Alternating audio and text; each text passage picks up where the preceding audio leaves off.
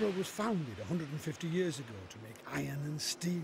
It grew up as a gritty, hard, industrial place, which just happens to have some of the most beautiful parks that I know.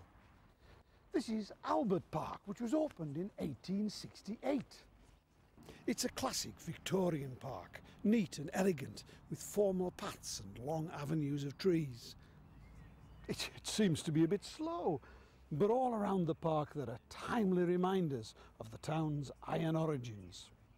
There are spiffing iron gates, an exceedingly fine cast iron fountain, a delicate Victorian bandstand, and a splendid bust of the man who paid for it all, the great ironmaster Henry Bolko. Good old Henry Bolko. This used to be his garden. It's called Stewart Park nowadays. Bolko's house was burnt down in the 1960s. This colonnade is the only surviving bit of it, but not the only surviving memory from Bolko's time. Good gracious, no. I'd been to this park lots of times, but never realised what lurked behind the trees. And beyond the park department's depot, it's Bolko's stable block. His original estate buildings, the home farm, the workers' houses, they're all still here.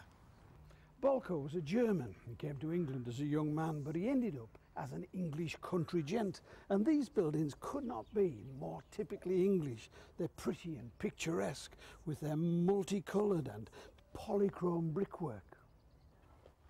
But just occasionally his German roots peep through his Englishness. This pointing is called tuckpointing. The cement is coloured red, the same as the bricks, and then a thin layer of white is painted on to make it look as neat as possible. Now that wasn't at all common in England.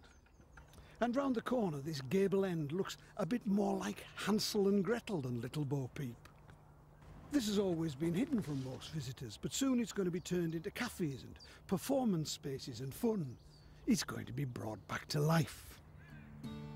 But to be honest, all Middlesbrough's parks are already full of life, but there is one in which that word life might not be the first to come to mind. Thorp Cemetery, Middlesbrough's oldest cemetery, has become an extraordinary mixture of graveyard, nature reserve, park and art gallery. It's dotted with imaginative new sculpture, but the gravestones are a rich source of artistic pleasure as well. I just love stuff like this. Look at that face.